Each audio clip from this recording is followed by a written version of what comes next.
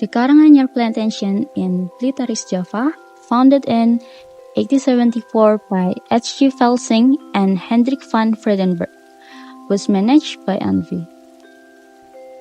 Culture managed Karanganyar until 1942 when operations were halted by the Japanese.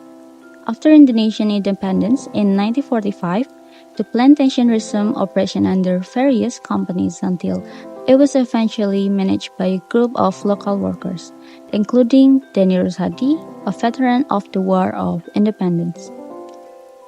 In 1957, the nationalization of foreign assets by President Sukarno provided an opportunity for Denny to establish PT Harta, which later became PT Harta Mulia in 1963.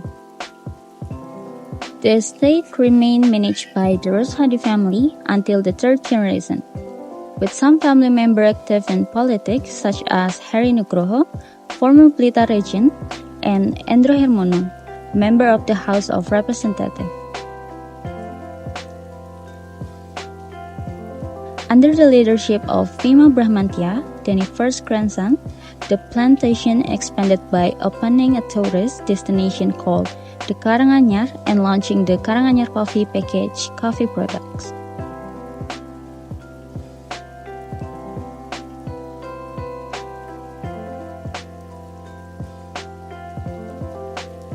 Located on the slopes of Mount Kelut at an altitude of 475 until 650 meters above sea level, the estate is suitable for growing Robusta coffee as the main commodity, plus Excelsa coffee, cloves, and durian.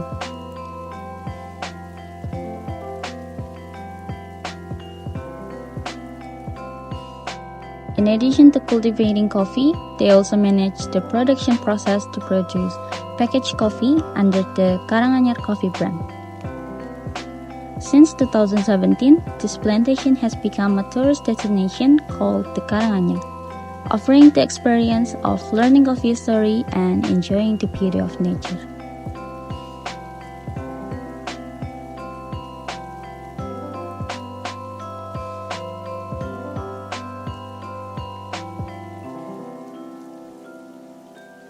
Rumah Loji.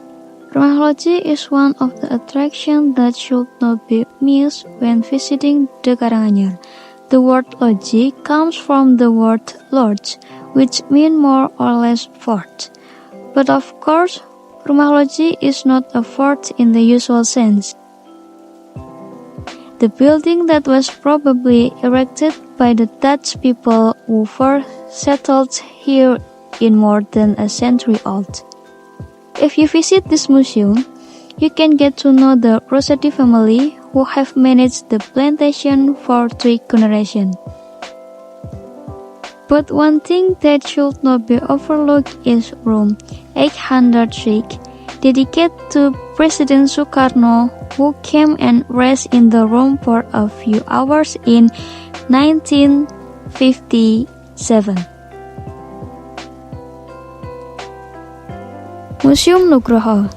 The museum is named after Heri Nugroho, one of the owners of this plantation who served as Blitar regent for 2.5 terms.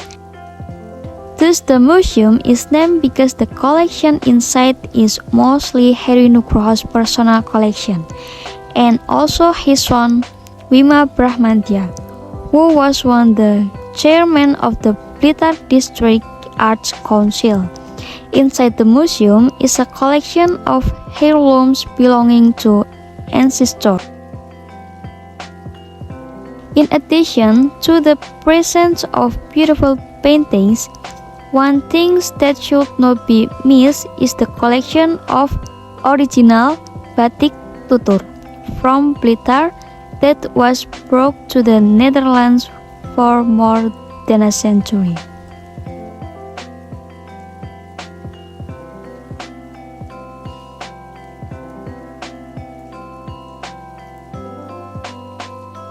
One of the most visited spots is Oji Cafe. The name stands for Ons Houters Cafe, which in Dutch means Our Grandparent Cafe. Interestingly, this place used to be a coffee storage warehouse, but now it's turned into a super cool cafe. Here you can enjoy a variety of delicious coffee dishes, plus a food menu that combines Western and Indonesian food.